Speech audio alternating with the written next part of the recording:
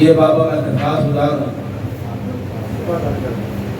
شوقت صاحب سے وہ اوور جن دوستوں نے باتیں کی اس کے حوالے سے بھی جو اپیل سے وہ شیئر کریں ہمارے ساتھ ہے وہ پولیٹیکل ایکٹیوسٹ ہے اور یہ کبھی بھی لاہور میں مستقل نہیں ہوتے، کبھی لاہور کبھی پنڈی کبھی اسلام آباد کبھی کراچی کبھی خیر پور، یہ پورا پاکستان گھومتے رہتے ہیں اپنے اسی سیاسی پرسپیکٹو کے حوالے سے۔ جناب چوئی شوکت جناب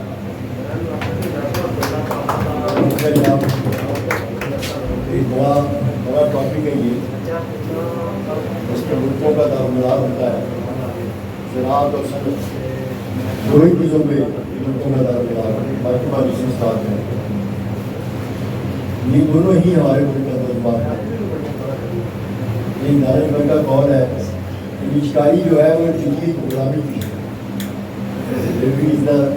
نیو فارم آف سلیوری،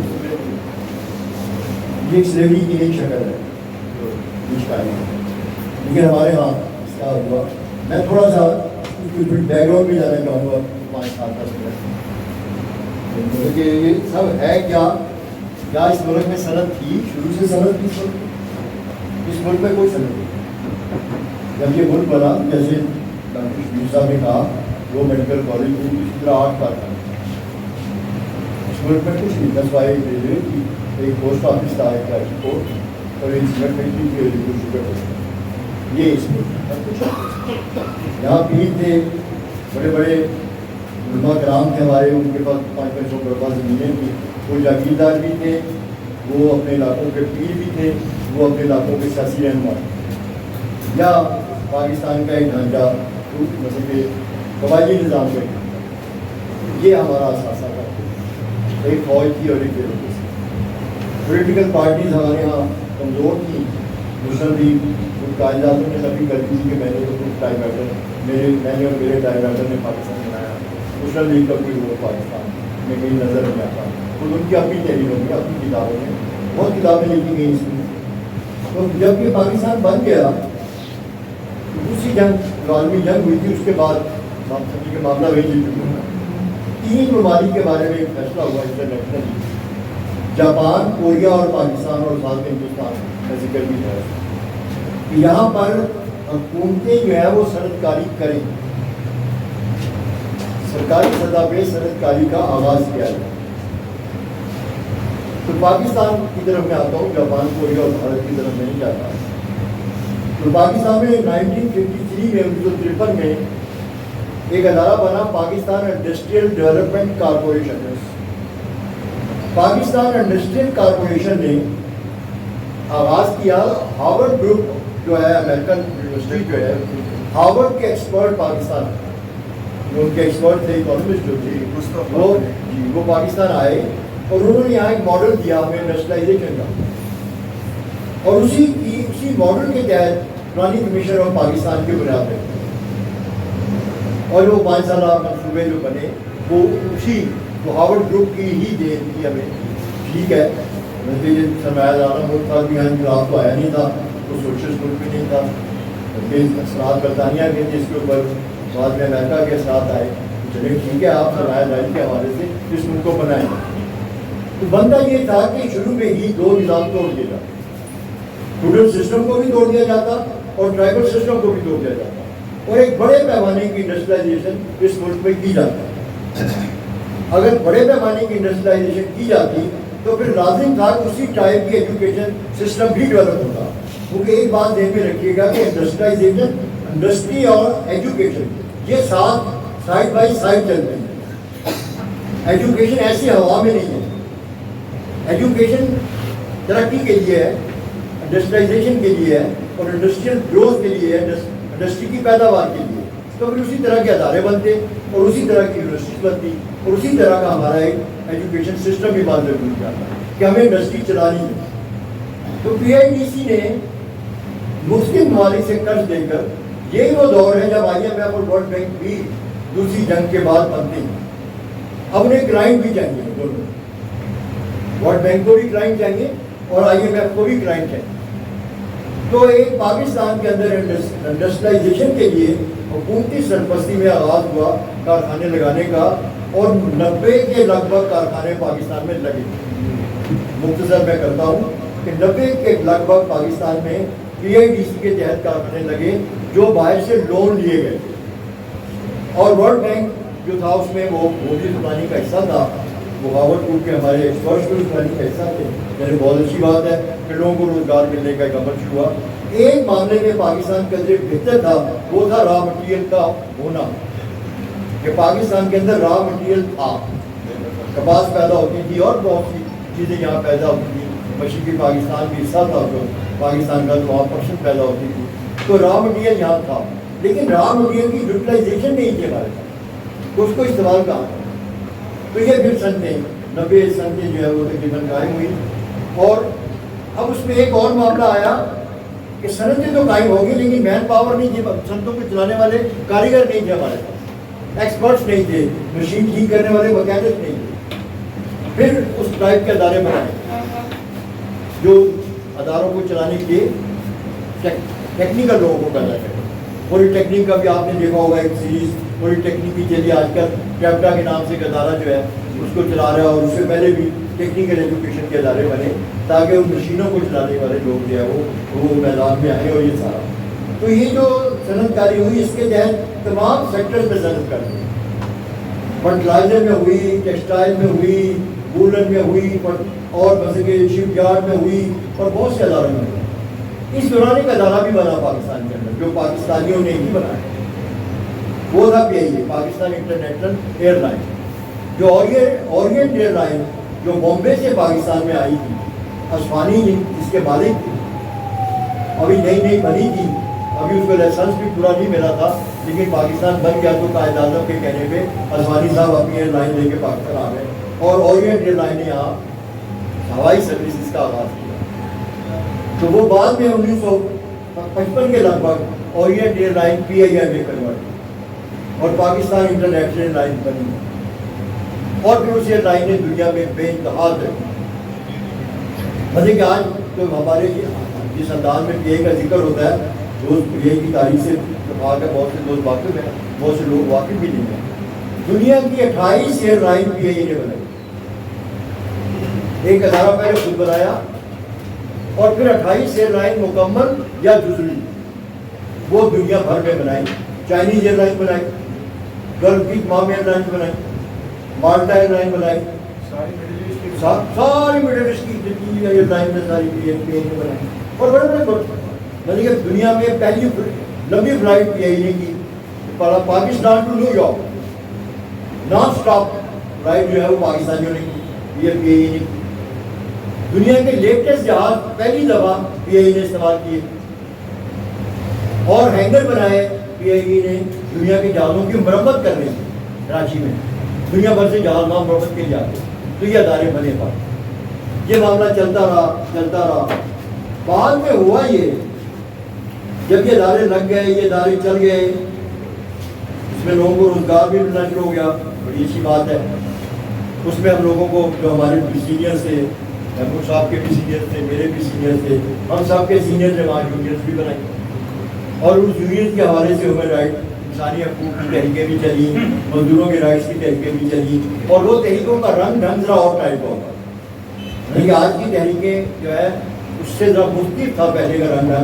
पहले ट्रेड यूनियन मूवमेंट जो थी वो दो बातों पर ज़्यादा जोर देती, अदारे की तरक्की और मुलाजमीन की वेलफेयर,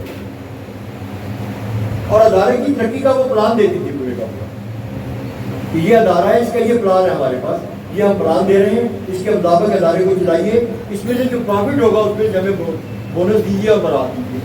वो बरात जब नहीं मिलती थी तो फिर झगड़ा होता था, फिर सरमायादारों के साथ या हुकूमत के साथ झगड़ा होता था कि वो बरात में कट लगाते थे। मसलन एक बड़ा टेक्निकल, ये सारे टेक्निकल खेल है, इंडस्ट्रियलाइजेशन ये इंतहाई टेक्निकल खेल है। मैं इतना अर्ज करूँ आपसे कि ये रिपोर्ट पेश करनी थी यूरोपियन पार्लियामेंट में GSP+ के ऊपर, तो वो रिपोर्ट में जर्मनी में उसकी प्रेजेंटेशन थी। जब मैं जर्मनी में उस रिपोर्ट की प्रेजेंटेशन पे गया तो जर्मन गवर्नमेंट ने उसको अरेंज किया था, उसकी प्रेजेंटेशन। मेरी हैरत की इंतहा नहीं रही कि जो मुझे सुनने वाले और मेरे साथ डिस्कशन करने वाले लोग आए دنیا کی 16 یونیورسٹیز کے ان ڈپارٹمنٹس کے ڈینز آئے جو لا کی ڈپارٹمنٹ ان کے اور جن کا تعلق انڈسٹری سے تھا، امریکہ سے لے کے چائنا تک۔ میں حیران پریشان کہ میں کہاں پر کیا ہوں، اتنے بڑے لوگ آ گئے اس پہ ڈسکشن کے لیے۔ یہ اتنے بڑے سبجیکٹ ہیں کہ جہاں ہمارے ہاں سب سے نیگلیکٹڈ سبجیکٹ ہے۔ بنیادی بات تو پہلے یہ ہے کہ ہمارے ہاں لفظ مزدور بولنا ہی توہین سمجھا جاتا ہے، نمبر 1۔ اور یورپ پورے کی ترقی ہی اسی کے بل بوتے ہوئی ہے۔ یورپ پورے کی ترقی ہی لیبر پارٹیز نے کی ہے، اس کی وہاں کی سوشلسٹ پارٹیز نے کی ہے۔ پوری انڈسٹریلائزیشن کی پالیسی بھی انہوں نے بنائی ہے، چاہیے یورپ کی تاریخ میں پڑھی ہے اسے۔ ہمارے یہاں لفظ مزدور سن کے ہم ایسے کالر اوپر کر کے گزرنے کی کوشش کرتے ہیں، یار میں مزدور ہوں۔ تو یہ ہمارے یہاں وہ کلچر ہی ڈیولپ ہوا جسے انڈسٹریلائزیشن کا کلچر کہتے ہیں۔ اب ہونا یہ چاہیے تھا کہ جس وقت یہ انڈسٹریلائزیشن ہوئی اور 90 کارخانے قائم ہوئے، یہ بعد میں حوالے کیے گئے پاکستان میں سرمایہ داروں کو۔ پھر ایک پالیسی بنی کہ یہ کارخانے سرمایہ داروں کو دے دیے جائیں۔ اب بنے لون لے کے مختلف ممالک سے، IMF سے، ورلڈ بینک سے اور کئی انٹرنیشنل کنسورشیم جو تھے جو ان سے پیسہ لیا گیا، اس کے تحت وہ ادارے بنے۔ اور یہ اچھی بات ہے، ادارے بن گئے۔ اب اس کا قرضہ واپس بھی تو دینا ہے نا اپنے ماما سود کی۔ خدا واسطے تو کوئی کچھ نہیں دیتا دنیا میں۔ دنیا کا کوئی ملک، میں نے تو 50-60 ملک گھوم کے دیکھ لیا، کوئی ملک بھی فری قرضہ نہیں دیتا۔ فری لنچ ہی کوئی نہیں ہے دنیا میں، تصور ہی نہیں ہے۔ ہمارے یہاں فری لنچ کا تصور ہے، وہاں کوئی فری لنچ کا تصور نہیں۔ تو وہ پیسہ واپس بھی کر رہے ہیں۔ وہ انہوں نے ادارے سارے کے سارے مختلف خاندانوں کو دے دیے۔ اور ایک زمانے میں اس ملک میں ایک تحریک چلی تھی جس میں 20 خاندانوں کا ذکر ہوتا ہے۔ وہ 20 خاندان وہیں سے جنم لیے تھے جو انڈسٹری ان کو دی گئی۔ ان میں گلیکا تھے، سیگل تھے، ہاشوانی تھے، اس میں یہ میاں منشا تھے، اس ٹائپ کے جتنے لوگ تھے یہ سارے اس میں سب لوگ آئے۔ پورا ان کو آدم جی، برلا ٹاٹا ٹائپ جو یہاں لوگ تھے، وہ سارے کے سارے وہ کارخانے ان کو دے دیے گئے۔ میں جب پڑھاتے ہیں میرے بچوں کی طرح ہیں تیمور، ماشاء اللہ بہت آگے نکل گئے، اللہ ان کو اور ترقی دے۔ یہ ریسرچ کرتے ہیں، کچھ مجھے بھی شوق ہے کہیں نہ کہیں کتابوں میں ادھر ادھر گھومنے پھرنے کا، کیڑوں کی طرح گھستا ہوں میں کتابوں میں۔ مجھے وہ ڈیٹا ابھی تک نہیں مل پایا کہ وہ کن کنڈیشنز پہ وہ کارخانے کتنے پیسوں پہ دیے گئے، کیونکہ ریکارڈ یہ شو کرتا ہے کہ وہ فری نہیں دیے گئے، ان سے طے ہوا تھا کہ آپ اتنے پیسے دیں گے، کن ٹرمز اینڈ کنڈیشنز پہ دیں گے، اور اسٹیٹ بینک اس میں اس کا ذمہ دار تھا۔ وہ تیمور صاحب وہ ریسرچ مجھے نہیں مل پائی، ورنہ میں آج اس کا بھی ذکر کرتا ہوں۔ وہ کارخانے 12 دے دیے گئے اور ہم اس پہلے قرضے کے نیچے ہم وہاں سے آئے۔ مطلب پاکستانی قوم پہلے انٹرنیشنل قرضے کے نیچے آئی کہ ہم نے وہ کارخانے دے، اور پرائیویٹ سیکٹر نے اپنے کارخانوں کا آغاز کیا۔ پھر اس کے بعد ایوب خان صاحب کا دور، ماشاء اللہ کا دور آ جاتا ہے۔ مطلب یہ سارا اس وقت کا معاملہ جب ماشاء اللہ نہیں، 1953 سے 56-58 تک تو ماشاء اللہ نہیں تھا، تو پرائیویٹ مطلب کہ سول لوگ ہی بس انتظار۔ پھر جب ایوب خان صاحب آ گئے تو پھر صورتحال میں بہت سی تبدیلیاں آئیں، لیکن انہوں نے بھی آ کر ان اداروں کے معاملے میں کوئی پالیسی بدلی نہیں۔ انہوں نے بھی لون لے کر انڈسٹری لگانے کے عمل کو جاری رکھا اور وہ انڈسٹری سرمایہ داروں کو دینے کا کام چلتا رہا۔ اب جب اس کے بعد بھٹو صاحب کا دور حکومت آیا، بات تو اور میں مختصر کرتا ہوں، تیمور صاحب نے مجھ سے بہتر گفتگو یہ کریں گے، اس میں ان کا سبجیکٹ ہے بھی۔ ہم نے تو پرانے زمانے کی اکنامکس پڑھی ہے نا، یہ لیٹسٹ زمانے کے اکانومسٹ ہیں، یعنی کہ اب تو سبجیکٹ اکنامکس کا نام بھی نہیں آتا، اب تو پتہ نہیں کیا کیا نام آ گیا۔ میں تو 73 میں ماسٹر کیا اکنامکس میں، اب اکنامکس پڑھتے کوئی نہیں اور اس کے ساتھ سبجیکٹ آگے بہت سے۔ تو وہ جو بھٹو صاحب کا دور آیا، انہوں نے اداروں کو گورنمنٹ کی ملکیت میں لینے کا اعلان کیا، یہ ان کی پارٹی کا بنیادی منشور تھا کہ ہم اداروں کو سرکاری سرپرستی میں دیں گے، یعنی کہ نیشنلائز کریں۔ انہوں نے پرائیویٹ سیکٹر کے کارخانوں کو نیشنلائز کیا۔ اب جو کارخانے چلے گئے تھے سرکاری کارخانے پرائیویٹ مالکان کی طرف، ان میں سے بھی کچھ کارخانوں کو انہوں نے پرائیویٹ کیا، اپنا نیشنلائز کیا، اور جو پرائیویٹ مالکان نے اپنے طور پر کارخانے لگائے تھے ان کو بھی نیشنلائز کیا۔ وہ ایک نیا علا پاکستان کی سیاست میں شروع ہوا. اب اس سب میں جو تعلیم کا سسٹم بھی آ جاتا ہے. اب کیونکہ ہمارا میرا پیریڈ شاید یہاں بیٹھے ہوئے لوگوں کی عمر کے لحاظ سے شاید میں سب سے شاید سینئر ہو گئے. 67 میں میری کالج لائف شروع ہوئی. اب 67 میں آپ دیکھتے ہیں کس کی کالج لائف شروع ہوئی ہوگی. تو وہ کالجز کا ماحول میں نے دیکھا ہے. جو پرائیویٹ کالجز اس وقت ہوتے ہی نہیں تھے. مطلب کہ پنڈی میں میرا تعلق تھا, پنڈی میں سرکاری کالج تھا, 2 گورنمنٹ کالج تھے اور ایک گورنمنٹ کالج تھا جو پرائیویٹ سیکٹر کے پاس تھا پہلے سے. وہ مشنری کے لیے چلتا تھا, جیسے ایف سی کالج اور مرے کالج اور یہ کالج چلتے تھے. سیالکوٹ کا مرے کالج, لاہور کا ایف سی کالج اور پنڈی کا گورنمنٹ کالج. یہ مشنری اس کے تحت چلتے تھے. وہ مشنری کے اپنے سسٹم بھی بہت اعلیٰ پائے, خوش تھے, استاد بھی خوش تھے, طلبا بھی خوش تھے, اور وہ ماڈرن کالج کرواتے تھے. ہمارے کالج پینڈو کالج کرواتے تھے.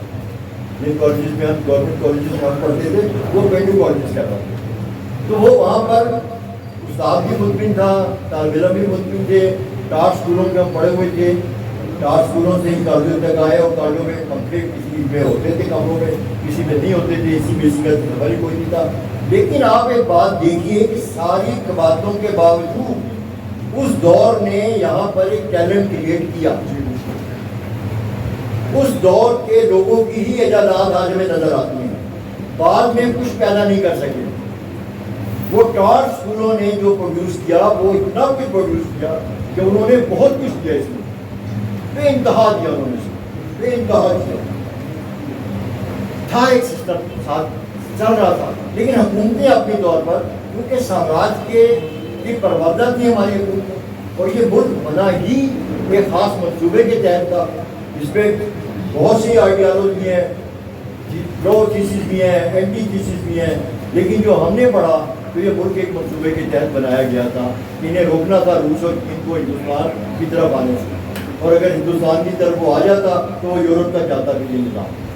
چین اور روس کا نظام فرانس اور جرمنی سے نیچے رکتا ہی نہ, پورے یورپ کو لپیٹ کے لے جاتا. انہیں روکنا تھا. وہ اپنے ماسٹر پلان بناتے ہیں. جیسے برطانیہ نے افغانستان زاروں سے معاہدہ کیا تھا کہ آپ افغانستان کراس نہیں کریں گے اور ہم افغانستان کراس کر کے روس تک نہیں جائیں گے. حالانکہ وہ زاروں کا زمانہ تھا, بادشاہ کی قبضہ نہیں تھا, لیکن اس وقت بھی یہ بادشاہتوں کی لڑائیوں میں یہ فیصلے ہوا کرتے. تو وہ اس کے منصوبے کے تحت بنا تھا. تو اس کا کسٹوڈین بھی 2 ہی طبقے تھے. اگر آپ بات کریں بندے کا فوج کے بارے میں جو بات کرتے ہیں, اگر اجازت ہو میں 2 منٹ بات کر رہا ہوں. پاکستان بنا تو مجھے بتائیے کہ کون سی بڑی اسٹرانگسٹ پارٹی جس ملک میں, کسی کو بھی نام یاد ہوگی, وہ پارٹی بہت طاقتور پارٹی جیسے کانگریس تھی ہندوستان میں. اس ٹائپ کی کوئی پارٹی پاکستان میں کوئی نام نہیں ہوتا ہے. سہروردی صاحب کی عوامی لیگ تھی, سہروردی صاحب کو جیل میں مارا انہوں نے. اسی میں سے مجیب الرحمان پیدا ہوا. مجیب الرحمان اسی جماعت کی پیدا ہوا ہے. اس جماعت کو انہوں نے پھلنے پھولنے لگے. کمیونسٹ تھے اس ملک میں موجود تھے, جو نیشنلسٹ ہوتے ہیں. کمیونسٹ جو ہے وہ ہمیشہ جس دھرتی پہ رہتا ہے اس سے پیار کرتا ہے. دنیا کی پوری تاریخ میں کسی کمیونسٹ نے اپنے ملک کے خلاف بغاوت کی, پوری انسانی تاریخ جتنی پڑھ لیا. کمیونزم سے مارکس کی تعلیمات جب سے آئی ہیں اس سے لے کر اور انقلابات کے زمانے تک اپنے ملکوں کے خلاف کمیونسٹ کبھی نہیں گئے. وہ استحصالی قوتوں کے خلاف لڑتے ہیں, سامراجی قوتوں کے خلاف لڑتے ہیں. وہ ان کے خلاف لڑتے ہیں جو لوگوں کی محنت کا استحصال کرتے ہیں, محنت کا استحصال کرنے والوں کے خلاف لڑتے ہیں. اسی میں ان کی فیوز ہوتا ہے. تو جب پارٹی ہی نہیں تھی تو کسٹوڈین کون تھا اس ملک کا؟ اب یہ سوال ہے ایک سب کے لیے, کون کسٹوڈین تھا اس ملک کا؟ اس ملک کے کسٹوڈین 4 طبقات. نمبر 1 فوج, ویل آرگنائز, مسلح, طاقتور. نمبر 2 بیوروکریسی, ٹرین, پڑھی لکھی, برٹش امپائر کے نیچے تاج برطانیہ کی سرپرستی میں بننے والی وہ بیوروکریسی جو ہندوستان میں پہلے بنی اور پولیٹیکل نظام بعد میں بنا. ہندوستان پولیٹیکل سسٹم ہندوستان کا بعد میں بنا, بیوروکریسی پہلے بنی. اور بیوروکریٹ ڈائریکٹ جواب دیتا تھا تاج برطانیہ کو.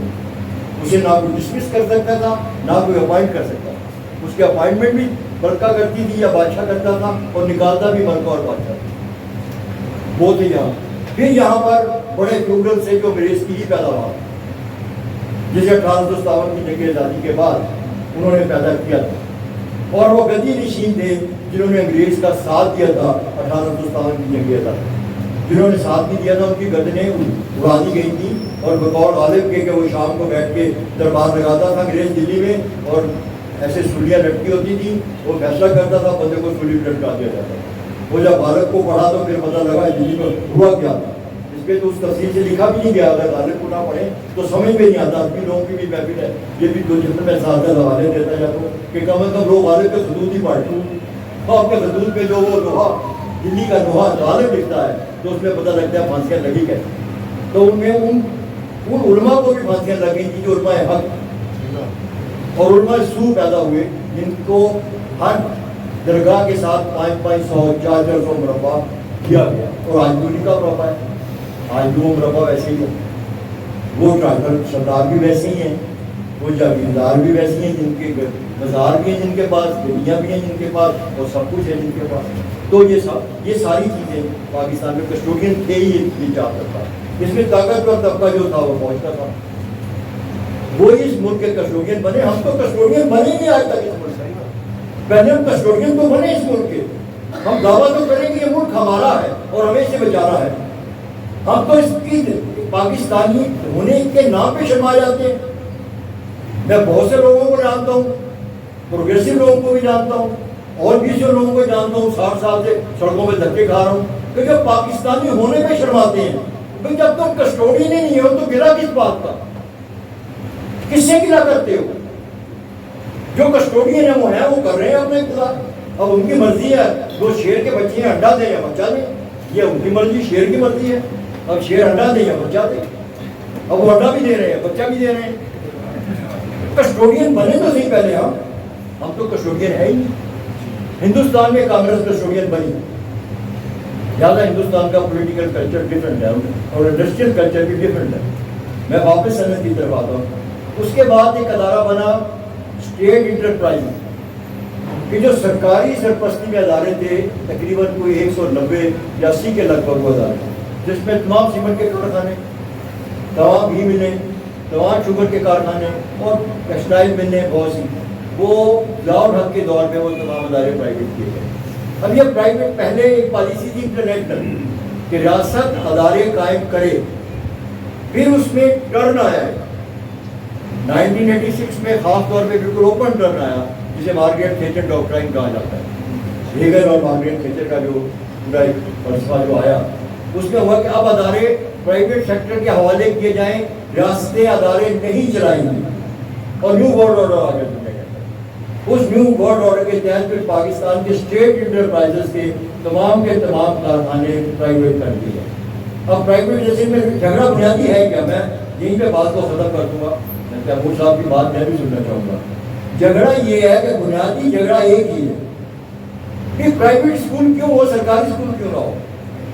پرائیویٹ اسکول میں تو گھر والا زیادہ فیس دیتا ہے، میں بچہ پڑھاتا ہوں تو میں تو پتہ نہیں کہاں سے پیسے اکٹھے کر کے بچے کی فیس دیتا ہوں، لیکن ٹیچر کی طرح نہیں ہے۔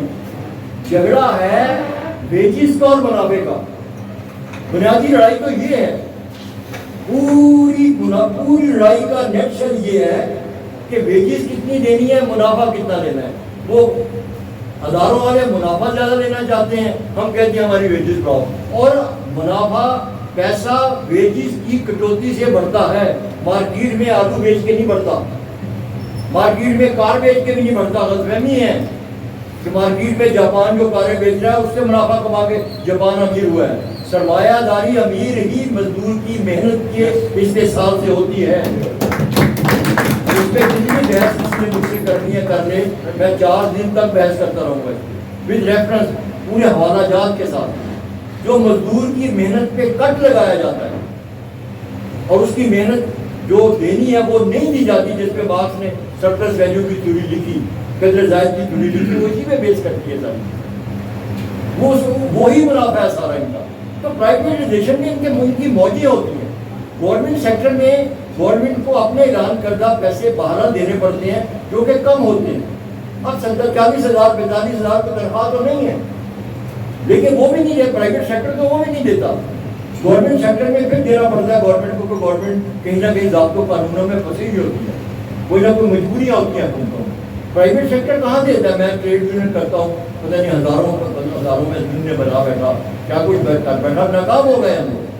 आज हम तनख्वाह नहीं दिलवा पा रहे लोगों को, कहीं ये मेरे साथी बैठे हैं, ये हाथ के पूरे इंडस्ट्री के जिन्हें आना जाना आरोप का है, 28,000, 30,000, 25,000, खवातीन को 22,000, खवातीन को 21,000, 19,000 ये तनख्वाह दी जाती है। जो कारखाने 40,000 दे रहे हैं वो उनका ये है कि वो 12 घंटे ड्यूटी कर रहे हैं। जो फिर टाइमिंग का मसला है, फिर टाइमिंग का मसला है कि 8 घंटे से ज़्यादा ओवर टाइम है, ओवर टाइम ही नहीं देना। तो इसलिए प्राइवेट दुनिया का साहूकाराना निज़ाम जो है ये सब उससे जुड़ा हुआ है। हमको अलग ग्लोब में रहने वाले लोग नहीं चाहिए, ये सारा सिस्टम जुड़ा हुआ है आपस में, ऊपर से नीचे की तरफ, नीचे से ऊपर की तरफ। और आप जब भी देखेंगे ये लहर दुनिया भर में ऐसी आएगी, और हम उस लहर में कमज़ोर तरीन कड़ी हैं सरमायादारी की, लेकिन उनके लिए इम्पोर्टेंट है बहुत। 25-26 करोड़ की आबादी का नर्स पे, दुनिया की नर्स पे बैठा हुआ ये मुल्क है, शारक पे बैठा हुआ एक मुल्क है दुनिया में, 25-26 करोड़ की आबादी का। यहाँ बड़ी तगड़ी मैन पावर है। ये चाहे इस मैन पावर को आज़ाद करके देख लें आप, ये 2 साल के अंदर पाकिस्तान का पूरा सिस्टम जो है वो ठीक कर देंगे, लेकिन नहीं, सरमायादारी का इस्तेसाल जो है वो जिंदा नहीं रहने देता। ये तमाम प्राइवेटाइजेशन की पॉलिसियाँ, ये पहले अदारे सरकारी सरपरस्ती में बनाना, फिर बेच देना, मोबलाइज करना अपने लोगों को, ये मोबलाइज। अब जब ये मल्टी नेशन कंपनीज आ गई, अब मल्टी नेशन कंपनीज के बाद तो सभी आपस में एक हो गए ना, और जब ये फाइनेंस कैपिटल का दौर आ गया तो फिर मामला और ज़्यादा पेचीदा और गंभीर हो गया। तो उसमें हम लिप कर रहे हैं। लिहाजा प्राइवेटाइजेशन को ध्यान में रखिए, कोई लोकल फिनोमेना नहीं है, प्राइवेटाइजेशन एक इंटरनेशनल फिनोमेना है। सही बात। और हमें एक बैन अवी लड़ाई पूरी दुनिया के मेहनतकशों को मिलकर लड़ना पड़ेगी, और ये लड़ाई होगी। मेरा ईमान है कि ये लड़ाई होगी, और तकड़ी लड़ाई होगी। आज हो, 10 साल बाद हो, 20 साल बाद हो, ये लड़ाई होगी। इसके बगैर सर्वाइवल नहीं है, आम आदमी की कोई सर्वाइवल नहीं है। आम आदमी से के मर जाएगा, वो लड़ेगा। जैसे कि अभी मैं यूरोप की रिपोर्ट पढ़ रहा था, तो यूरोप में Germany, Italy, even England, even पुर्तगाल, इवन ग्रीस, उनकी सनदी पैदावार गिर रही है। उनके यहाँ बेइंतहा मामला जो है वो गड़बड़ की तरफ जा रहे हैं, वो अपने बहरान के शिकार होते चले जा रहे हैं, और वहाँ के मजदूरों को वेजेस वो पूरी नहीं देना चाहते, वहाँ कट लग रहे हैं वेजेस के ऊपर। तो ये तहरीकें बनेंगी। तो मैं यही ख़त्म करता हूँ कि हम वो तहरीकें बने, और मेरी ज़िंदगी में बने, मैं भी वो सुहाना मंजर देखूँ, मैं भी उन बढ़ती हुई लाल शमें जो ऊपर को उठती हुई देखूँ, और लाल झंडे लहराता हुआ देखूँ। कि मैं भी ये चाहता हूँ कि ये मामला आगे की तरफ बढ़े।